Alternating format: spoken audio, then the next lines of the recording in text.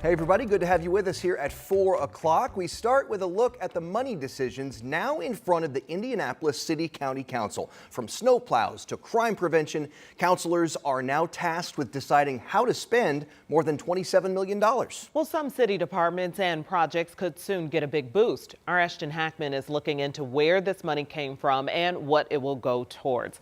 Ashton, what have you learned? Yeah, so this is money that the city had to set aside 2 years ago. So it's nothing new. It's just money they're just now getting back. The state requires cities to budget out income taxes every 2 years. They get the excess money back. That means Indy has $27.2 million extra dollars to spend.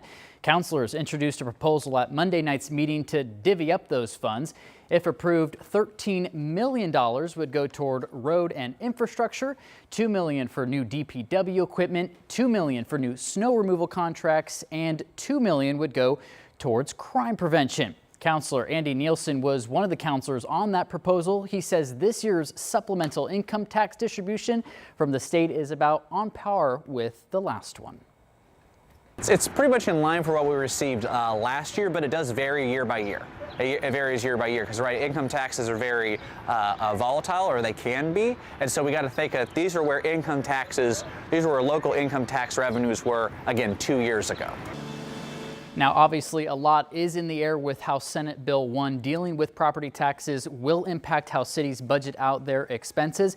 Ahead at 5, hear why Nielsen says this proposal to kind of shift the money around is kind of preparing for what those impacts might be. So. Okay, all right. It's good to see some extra money back. Maybe they'll address more potholes. Yes, always. Ashton Hackman reporting this afternoon. Thank you. And an update today on a former cemetery that's now part of a bridge project on the near west side. And DPW says nearly 700 grave shafts have now been discovered within the right-of-way at the Henry Street bridge site. That's up from 650 late last year. The excavated land sits in the original section of the former Greenlawn Cemetery. An archaeological investigation took place there back in November. Now, Indy DPW is looking ahead to July. That's when they'll host a public meeting to provide updates on construction and archaeological efforts. The $40 million bridge project will eventually connect downtown over the White River to the near west side. It is a big day in Boone County. Just hours ago, Eli Lilly broke ground on a $4.5 billion facility in Lebanon's Leap Innovation District. Executives say the new Lilly Medicine Foundry is a first-of-its-kind research and development site.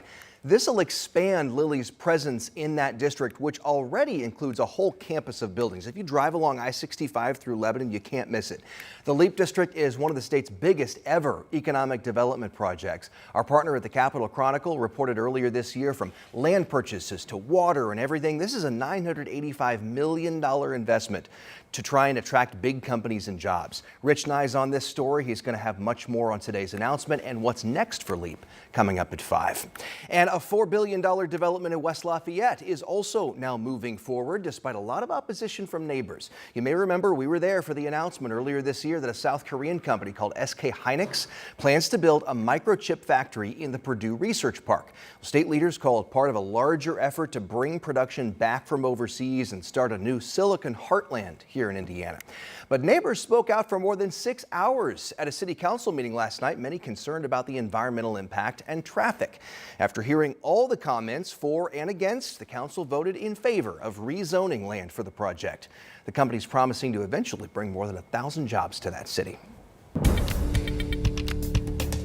All right, here is a look outside of downtown Indianapolis. You can see the sun cascading off of those green trees. What is that? And yes, sun. Yes, I did say sun. It is a beautiful day on tap. It certainly feels significantly warmer than some of the other days we've had recently. You are onto something, and you're stealing some of my thunder too. Yeah, it is. It is very nice. Dustin came in the studio and was like, man, it's really nice outside. Yeah, understatement. Yeah, you know, we've been talking about this upper low for a week now, and good riddance. This thing is moving away from us.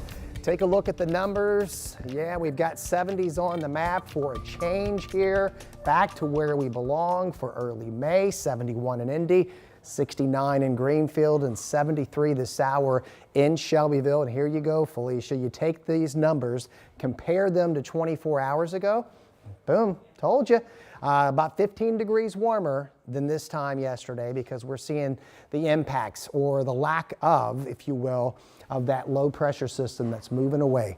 Still a little more cloud cover far east and northeast, but most of us have enjoyed a pretty bright day here. Just some scattered fair weather clouds. And yeah, we're getting rid of this thing right here. There it goes. We started talking about this a week ago.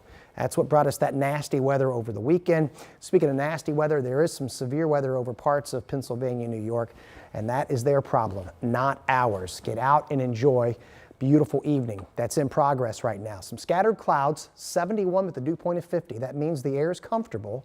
West wind at about 10 to 15 miles per hour. We've got baseball at Victory Field tonight, 6:35 first pitch.